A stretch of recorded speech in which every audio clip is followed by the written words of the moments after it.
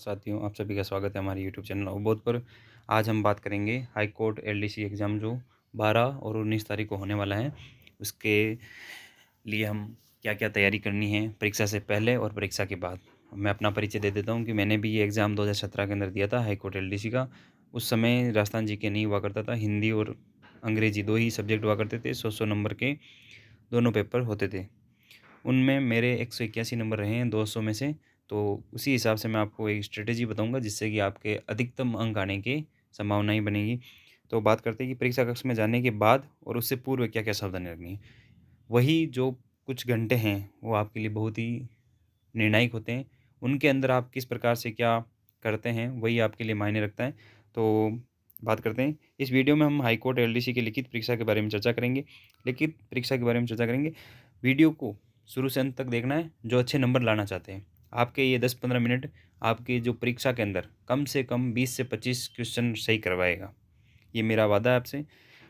तो उसके लिए आपको इस वीडियो को शुरू से अंत तक पूरा देखना है और अगर आपको ये वीडियो पसंद आती है तो इसको लाइक करना है, हमारे चैनल को सब्सक्राइब करना है और अपने साथियों के साथ शेयर करना है। मेरा निवेदन रहेगा, अगर कोई नहीं देखना चाहता वो अधूरा मत देखें, छोड़ दे इसको यहीं पे भी। और जो देखना चाहते हैं वो पूरा देखें, जिनको अच्छे नंबर लाने हैं, क्योंकि ये मैं अपने अनुभव से यहाँ पे आपके साथ साझा कर रहा हूँ। लिखित परीक्षा के बाद आने वाले दिनों में जो आपका टाइपिंग टेस्ट होगा, उसके बारे में भी वीडियो सीरीज़ हमारे चैनल पर चलाई जाएगी। जो मतलब किस प्रकार से आपको टाइपिंग टेस्ट देना है, क्या-क्या तैयारी करनी है, जो एफिशिएंसी वगैरह है, उसके संबंधित वीडियोज़ भी हमारे चैनल पर आपके लिए लाए जाएँगे। इसलिए जो विद्यार्थी मानते हैं कि अपना सिलेक्शन होगा, जो जिनको लगता है कि हमारा सिलेक्शन होगा, वह टाइपिंग की तैयारी के लिए इस चैनल को सब्सक्राइब करें, वीडियो को लाइक करें और जितने भी साथी हैं, उनके साथ शेयर ज़रूर करें। ये आपका मेरे मनोबल में एक सहायक होगा। अब बात करते हैं हम जो एग्ज़ाम से आपके रिलेटेड है, समय नहीं लेते हुए, परीक्षा देने के लिए जाने से पूर्व की जो तैयारी है, कि भाई परीक्षा देने से जाने पहले के लिए जो क्या-क्या पूर्व तैयारी करनी है, जिससे कि आपको परीक्षा स्थल पर या आप सेंटर पे आपको किसी प्रकार की कोई परेशानी नहीं हो। तो उसके बारे में बात करते हैं। उसके अंदर आपके हाई कोर्ट से जो निर्देश जारी हुए, सबसे पहले उन पे ही चर्चा करते हैं। तो चलिए चलते हैं ऑफ़िशियल जो पीडीएफ है उसके पास में। ये आपके दिशा निर्देश की पीडीएफ है, मैं आपको बता देता हूँ। आपने पढ़ ली होगी, नहीं पढ़ी होगी तो मैं आपको एक बार स्पीडली जो आपके लिए ज़रूरी चीज़ें हैं वो मैं आपको पढ़ के बता देता हूँ। एडमिट कार्ड आपको साथ में लेके जाना है और अपने साथ में हाल ही में खींची हुई मतलब रिसेंट में खींची हुई पासपोर्ट साइज़ फ़ोटो लेके जानी है 2.5 सेंटीमीटर से 2.5 सेंटीमीटर की, ठीक है? और जिनके पास प्रवेश पत्र नहीं, उन्हें परीक्षा बैठने की अनुमति नहीं दी जाएगी। ये तो नॉर्मल जनरली आपके समझने की बात है। उसके अलावा प्रवेश के अतिरिक्त आपको फ़ोटो युक्त मूल पहचान पत्र लेकर आना है। प्रवेश पत्र के अतिरिक्त ये फ़ोटो युक्त में जो जिसमें Aadhaar card, driving licence, voter ID, passport, PAN card कोई भी हो सकता है जिसमें, और उसके साथ में एक फ़ोटो प्रति के साथ भी एक फ़ोटोकॉपी भी आपको साथ में लेके जानी है। जो आईडी कार्ड है, वो आधार कार्ड अगर सबसे जो प्राथमिकता से आधार कार्ड रखना है, उसके बाद में अगर कुछ भी हो चलेगा। प्रश्न का उत्तर देने के लिए ओमार पत्र उत्तर पत्र अंकित गोले करने को भरने के लिए काला या नीला बॉल पेन आप यूज़ कर सकते हो। मतलब काला या नीला बॉल जो पॉइंट पेन होता है उसको यूज़ कर सकते हो। फ़ोटो प्रति पर अपने रोल नंबर अंकित करें। फ़ोटो प्रति जो होगी आपके पहचान पत्र की आईडी प्रूफ की, उसके ऊपर रोल नंबर अंकित कर लेने हैं। ठीक है। अभ्यर्थी अपने साथ 50 मिलीलीटर की सैनिटाइज़र बोतल और पानी की पारदर्शी बोतल ला सकेंगे। ये नॉर्मल सी गाइडलाइन, आप नहा भी लेके जाएँ तो कोई दिक्कत नहीं है, और लेके जाएँ तो अच्छी बात है। मोबाइल फ़ोन, ब्लूटूथ वगैरह ये आपको ले जाने नहीं है। और प्रत्येक अभ्यर्थी को फेस मास्क पहनना ज़रूरी होगा, तो आपको एक मास्क लेके जाना है। अगर वहाँ पर कुछ कहे रेस्ट्रिक्शन रहे कि भाई नहीं पहनना ज़रूरी तो पहन लें, नहीं तो कोई इतना ज़्यादा है नहीं। अभ्यर्थी समय से परीक्षा केंद्र पहुँचेंगे। परीक्षा शुरू होने से निर्धारित समय से 45 मिनट पहले आपको प्रवेश की अनुमति दे दी जाएगी, तो इसलिए आपको समय से पहुँचना है। प्रत्येक अभ्यर्थी अपने परीक्षा केंद्र की सीट पर अंकित रोल नंबर को अपने प्रवेश पत्र सत्यापित कर उसके निर्धारित सीट पर बैठेंगे। ये नॉर्मल सी जनरल सी बात है, आपको अपने रोल नंबर और सीट के रोल नंबर को मिला लेना और वहीं पे बैठना है। समय का विशेष ध्यान रखना है। जिनकी अच्छी तैयारी है और जिनको सिलेक्शन लेना है, वो कम से कम 1 घंटा पहले सेंटर पे पहुँच जाए, कोई भी तनाव नहीं लेना है। और कोविड-19 की ये गाइडलाइन है, जो इसमें कुछ ज़्यादा कुछ है नहीं। परीक्षा के दौरान 4 तरह की घंटी बेल बजाई जाएगी। एक तो सबसे पहले डिस्ट्रीब्यूशन बेल होगी, परीक्षा प्रारंभ होने के 10 मिनट पूर्व, मतलब यानी आपको और मार्कशीट और प्रश्न पत्र वगैरह बाँटे जाएँगे। कमेंसमेंट बेल परीक्षा प्रारंभ होने के निर्धारित समय पर, मतलब जैसे ही आपका समय हो जाएगा कि परीक्षा स्टार्ट होने का, उस समय एक कमेंसमेंट बेल बजेगी। फिर वार्निंग बेल, परीक्षा की समाप्ति के निर्धारित समय से 10 मिनट पूर्व एक वार्निंग बेल बजेगी। और कंक्लूजन बेल, परीक्षा की समाप्ति के लिए निर्धारित समय पर जो बेल बजेगी लास्ट में। इस प्रकार से 4 घंटे बजेगी। उन घंटियों को ध्यान में रखते हुए अपनी परीक्षा देनी है। और ओमार पत्रक उत्तर पत्रक को परीक्षा प्रारंभ होने के निर्धारित समय से 10 मिनट पूर्व अर्थात डिस्ट्रीब्यूशन बेल पर वितरित किया जाए। अभ्यर्थी को सलाह दी जाती है कि वो उत्तर पत्रक को ठीक से जांच ले, कटे फटे होने की स्थिति निरीक्षक से बदला ले। ओमार सीट आपको जो दी जाएगी 10 मिनट पहले दे दी जाएगी, उसको चेक कर लें और अगर कुछ हो गड़बड़ तो वापस निरीक्षक को दे दें। अभ्यर्थी को ओमार उत्तर पत्रक में अपनी यथार्थता प्रामाणिकता के प्रमाण पत्र पर हस्ताक्षर करना होगा। ओमार पर हस्ताक्षर के लिए जो कॉलम दे रखा होगा उस पर आपको हस्ताक्षर करना, हस्ताक्षर वही करना जो आपके एडमिट कार्ड में होगा। अगर एडमिट कार्ड में नहीं है, जो आपने फॉर्म के समय किया था, वो आपको हस्ताक्षर करना है। किसी अन्य भाग पर अपना रोल नंबर और वगैरह वगैरह कुछ नहीं लिखना है आपने को। नॉर्मली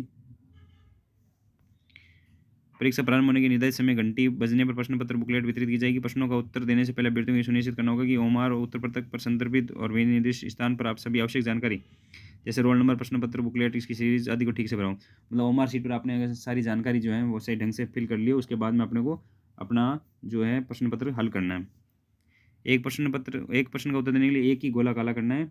और सही विधि तो जो आपको सभी को पता ही होगी, क्योंकि आपने बहुत सारे एग्जाम दिए होंगे। जिनका पहला पेपर है वो जरूर ओमार शीट के बारे में जानकर जाएं। ये इस प्रकार से दे रखा है भाई, किन किन का मूल्यांकन नहीं होगा, मूल्यांकन नहीं किया जाकर मूल्यांकन की प्रक्रिया से बाहर कर दिया जाएगा। ये इस तरह से, ये आप जरूर पढ़ लें एक बार, ठीक है। और लेकिन सामग्री स्टूडेंट से आदि का आदान प्रदान पूर्णतः निषेध है, मतलब कुछ भी लेना देना नहीं है, सभी का अपना अपना ही लेके जाना है।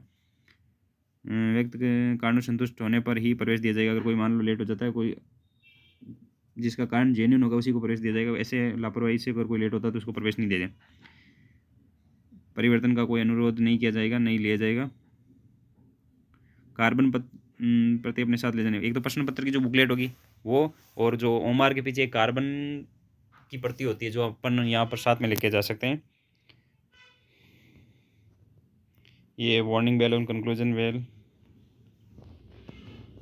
सीट पे बैठ रहना है, बाहर नहीं निकलना जब तक वो नहीं बोले। इस तरह से 26 जो आपके थे दिशा निर्देश थे परीक्षा से पहले की, तो इस प्रकार से आपको ध्यान रखना है। और ख़ास तौर पे जो कपड़े हैं उनका भी ध्यान रखना है। ज़्यादा जहाँ तक चांस है अपने को, जैसे लड़का है तो टी शर्ट और नॉर्मल फॉर्मल पैंट पहन के जाए, बेल्ट वगैरह नहीं लगा के जाए, और अनावश्यक सामग्री साथ में नहीं लेके जाए। सिर्फ जो अपना एडमिट कार्ड है और प्रवेश पत्र के साथ में जो पहचान पत्र है और 2 पेन लेकर जाएँ, वो भी पारदर्शी होने चाहिए, ज़्यादा बंद वाले पेन नहीं लेके जाएँ। इसके अलावा एक फ़ोटो की जगह 2 फोटो लेके चले जाए, काम आ जाएगी, कोई दिक्कत नहीं है। और जो है ये मेन चीज़ें थी। एक फ़ोटो प्रति भी आपको साथ में लेके जानी है। इनके अलावा एक्स्ट्रा कुछ भी नहीं लेके जाना। पैसे अगर आपको सेंटर तक पहुंचने के लिए तो कुछ पैसे आप जेब में रख सकते हो, कोई दिक्कत नहीं है। कॉइन्स नहीं लेके जाना, सिक्के बिल्कुल भी नहीं लेके जाना। तो ये जो सारी चीज़ें थी वो आपके निर्देश थे। इन निर्देशों के अनुसार आपको पूर्व तैयारी करनी है। अब अपन बात करते हैं आगे, परीक्षा कक्ष में बैठने के बाद में किस प्रकार से शुरुआत करनी है। तो ये अपने कुछ इस प्रकार से सबसे पहले हम परीक्षा के पैटर्न पे बात करेंगे। तो सबसे पहले पैटर्न देख लेते हैं एक बार, फिर उसके बाद हम वापस इस पे बात करेंगे। ये आपका कुछ इस प्रकार से जो लिखित परीक्षा है वो कुछ इस प्रकार से होने वाली है। इसमें 3 पार्ट रहेंगे, हिंदी, इंग्लिश और जनरल नॉलेज। मैक्सिमम नंबर 100 और 100, मतलब 300 नंबर टोटल। मिनिमम मार्क्स की बात करें तो क्वालिफाइंग जो नंबर है वो है SC ST and PH candidate के लिए 120 नंबर, यानी 40%, मिनिमम 40% आने चाहिए। 40% आएंगे तो ही आप क्वालिफाइंग होंगे, नहीं तो आपको क्वालिफाई नहीं किया जाएगा, मतलब माना ही नहीं जाएगा इसके अंदर। और जो अदर कैंडिडेट हैं, OBC हो गए, जनरल कैटेगरी वगैरह हो गए, उनके लिए 45% है। 2 घंटे का समय रहेगा, 150 क्वेश्चन आएंगे। प्रत्येक पार्ट में 50-50 क्वेश्चन आएंगे। 50 क्वेश्चन हिंदी के, 50 ही इंग्लिश के, 50 ही आपके जनरल नॉलेज के। और सिलेबस आपने पढ़ ही लिया होगा, सो आपको पता ही है, कोई दिक्कत नहीं है। नेगेटिव मार्किंग आपकी होगी नहीं। और जो उत्तर है वो गोला काला करना है ओमार शीट पे, लिखने विखने में कोई ज़रूरत नहीं है, सिर्फ अपने गोला काला करना है। ऑप्शन दिए रहेंगे आपको उसके अकॉर्डिंग। हिंदी का सिलेबस आपने देख रखा होगा, पढ़ लिया होगा सबने, कोई दिक्कत नहीं है आपको। और इंग्लिश हो गई, और इसी तरह जनरल नॉलेज का ये है। और सेकंड पार्ट जो है आपने टाइपिंग का, जब आप ये एग्ज़ाम क्वालिफाई कर लोगे तो आपका जो टाइपिंग टेस्ट होगा उसके लिए हम अलग से एक वीडियो सीरीज़ लेकर आएंगे। और आपके लिए ऐसी सीरीज़ लेकर आएंगे, आपको 1 रुपये भी खर्च करना नहीं पड़ेगा, और आपको 100% टाइपिंग के अंदर सफलता मिलेगी। अपने निजी अनुभव से मैं आपको सारी प्रक्रिया करवा के और एकदम परफेक्ट तैयारी करवा कर आपको एग्ज़ाम के लिए तैयार करेंगे। अब बात करते हैं हम आगे कि भाई एग्ज़ाम में किस प्रकार से, एग्ज़ाम हॉल में बैठने के बाद में किस प्रकार से एग्ज़ाम में करना है उसके बारे में। नेगेटिव मार्किंग है नहीं, जल्दबाजी बिल्कुल भी नहीं करनी है। जल्दबाजी से हमेशा ही जो आता हुआ क्वेश्चन है वो भी गलत हो जाता है, इसलिए जल्दबाजी बिल्कुल ही नहीं करनी है। समय का ध्यान रखना है, लेकिन जल्दबाजी नहीं करनी है। और घबराना नहीं है, किसी प्रकार का कोई तनाव नहीं लेना है। अगर आपने अच्छे से तैयारी की है तो आपके बहुत ही अच्छे नंबर आएंगे। दूसरा जो पॉइंट है, केवल और केवल अपने ऊपर ही ध्यान देना है। एग्ज़ाम हॉल के अंदर बैठने के बाद में अदर एक्टिविटीज़ पे ध्यान नहीं देना, सिर्फ अपनी ओमार शीट, अपनी जो बुकलेट है प्रश्नों की, और अपने आप पर ध्यान देना है, अपनी चीज़ों पर ध्यान देना। अपनी डेस्क के अलावा कहीं पे भी आपका ध्यान नहीं जाना चाहिए, कहाँ पर क्या हो रहा है, किसके क्या हो रहा है, कौन क्या बात कर रहा है, उस पर आपका ध्यान नहीं होना चाहिए। ओएमआर की जो एंट्रीज़ है बहुत ही सावधानी से करनी है। ओएमआर जो भरते हैं उसमें रोल नंबर आराम से एक एक नंबर दे के रोल नंबर भरना है, फिर उसी के अकॉर्डिंग रोल नंबर के जो नीचे जो गोला होता है उसको काला करना है। बिल्कुल सावधानी से, बिल्कुल भी नेग्लिजेंस नहीं करनी है, इसकी वजह से पूरा पेपर आपका ख़राब हो सकता है। तो ये सबसे पहली जो होती है ओएमआर की एंट्रीज होती है वो बहुत ही सावधानी से करनी है। जो समझ में नहीं आए वो इन्विजिलेटर से आप पूछ सकते हो, जो निरीक्षक या परीक्षक जो होता है उससे पूछ सकते हो। सारे प्रश्न करने हैं शुरू से अंत तक, छोड़ना एक भी नहीं है, शुरू से अंत तक करना है। और चाहे गलत आए चाहे सही आए वो आपको करते रहना है अपनी समझ के अकॉर्डिंग, क्योंकि नकारात्मक अंकन नहीं है इसमें। प्रश्नों को देखो, प्रश्नों को बहुत सावधानी से पढ़ना है, और ये भी समझना है कि प्रश्न में क्या पूछा है। चाहे हिंदी का प्रश्न हो, चाहे इंग्लिश का हो, चाहे जनरल नॉलेज का हो, प्रश्न को पूरा एकदम सही से पढ़ना है और समझना है कि प्रश्न में पूछा क्या है। अक्सर जल्दबाजी के चक्कर में प्रश्न आधा अधूरा पढ़ा, बस सीधा चिपका दिया उत्तर, वो गलत हो जाता है। प्रश्न में नहीं का विशेष तौर पर ध्यान, हिंदी के अंदर जो नहीं आएगा लास्ट में उसका विशेष तौर पर ध्यान रखना। वो अक्सर पढ़ा नहीं जाता है जल्दबाजी के चक्कर में, और हम उत्तर गलत करके आ जाते हैं। हिंदी में ध्यान रखना, ऐसे कम से कम 2-3 सवाल ऐसे होंगे जो इसकी वजह से गलत होंगे, सिर्फ नहीं शब्द की वजह से। प्रश्न सीधा समझ में आए तो ठीक, अन्यथा जो विकल्प दे रखे हैं उनको ध्यान से प्रश्न के साथ संबंध करते हुए पढ़ना है। इससे कुछ ऑप्शन अपने आप जो प्रश्न में पूछा है उससे अलग हो जाएंगे। जो प्रश्न सीधा समझ में आ रहा है ठीक है, नहीं आ रहा है तो जो विकल्प दे रखे हैं उन विकल्पों को ध्यान से देखेंगे तो कुछ विकल्प तो अपने आप ही उस प्रश्न में जो पूछा गया है उससे अलग हो जाएंगे और अपना उत्तर उसमें से आ जाएगा। तो इस प्रकार से विकल्पों से भी आप प्रश्न को हल कर सकते हो। और हिंदी के जो अंडरस्टैंडिंग वाले प्रश्न है, जैसे वाक्य शुद्धि हो गई, संज्ञा, सर्वनाम, विशेषण, ऐसे उस प्रश्नों में अपने आप पर और किसी वास्तविक स्थिति पर अप्लाई करते हुए उसका उत्तर निकालना। जैसे संज्ञा और सर्वनाम वगैरह है, इनसे संबंधित जो क्वेश्चन है वाक्य शुद्धि से संबंधित है, तो उन सवालों को आप बोलकर या किसी रियल परिस्थिति में लागू करके आप देख सकते हैं कि भाई ये सही बोला जा रहा है कि नहीं जा रहा है, या सही लग रहा है कि नहीं लग रहा है सेंटेंस। इस तरह से करके उत्तर दे सकते हो। जो आ रहा है वो तो सही है, जो नहीं आ रहा है उन प्रश्नों पर इस तरह से आपको अंडरस्टैंडिंग अप्लाई करनी है, जिससे कि आपके कम से कम 2-3% तो ऐसे ही सही हो जाएंगे। प्रश्न चाहे हिंदी का हो, चाहे इंग्लिश का हो, या फिर जीके का हो, देखते ही उसका उत्तर नहीं करना। देखते ऐसे नहीं सीधा ही प्रश्न पढ़ा नहीं पढ़ा, आधा अधूरा पढ़ा, चिपका दिया, नहीं चिपकाना है। ध्यान से पढ़कर फिर ऑप्शन को देखना है कि ऑप्शन क्या है और प्रश्न में क्या पूछा है, उनको कनेक्ट करके फिर ही उत्तर देना है। एक सवाल पर अटक कर नहीं बैठना, अटैक लिखा हुआ है सॉरी, अटक कर नहीं बैठना है, ध्यान रखना। टाइम वेस्ट नहीं करना है, क्योंकि 2 घंटे है समय है और आपके पास 150 क्वेश्चन है, यानी 120 मिनट है और 150 क्वेश्चन है। तो इस तरह से आपको अटक कर किसी भी सवाल पर बैठोगे तो आपका टाइम चला जाएगा, और टाइम चलने से आपका पूरा पेपर जो है गड़बड़ हो जाएगा। इसलिए आपको अटक कर नहीं बैठना है। जो छूट गया है उस पर कुछ टिक कर लो और आगे बढ़ते जाओ। जैसे जैसे आप क्वेश्चन करोगे लास्ट में वापस जो छूटे हुए उन क्वेश्चन को वापस करने का प्रयास करना है। अब तक जो आपने पाठ्यक्रम तैयार किया है उसी में से ही आसान सवाल पूछे जाएंगे। ये ध्यान रखना कि आसान सवाल पूछे जाएंगे, हार्ड सवाल नहीं आएगा, कोई भी भारी सवाल नहीं आएगा। बस आपको अपनी सेल्फ अंडरस्टैंडिंग से सारे सवाल करने हैं। और सबसे जो बेनिफिट हैं वो है कि नकारात्मक अंकन नहीं, नकारात्मक अंकन की वजह से आप जितने हो सकते हो सही करने का प्रयास कर सकते हो।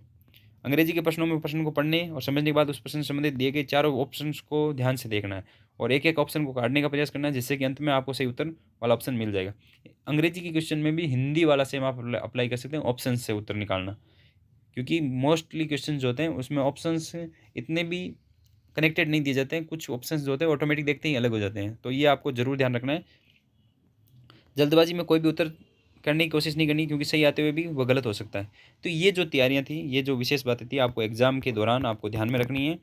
और अगर हम आपको हमारा वीडियो ये पसंद आया, आपके कुछ सहायता मिली है आपको अपनी तैयारी में, या आपके जो कोई कन्फ्यूज़न थे वो दूर हुए हैं, तो उसके लिए आप इस वीडियो को ज़रूर लाइक करें, चैनल को सब्सक्राइब करें। और आने वाले दिनों में जो आपके टाइपिंग से संबंधित है, निःशुल्क एक पूरी सीरीज़ आपके इसी चैनल पर लाई जाएगी, जिससे कि आपको कहीं पर भी कोई कोचिंग करने की ज़रूरत नहीं पड़ेगी।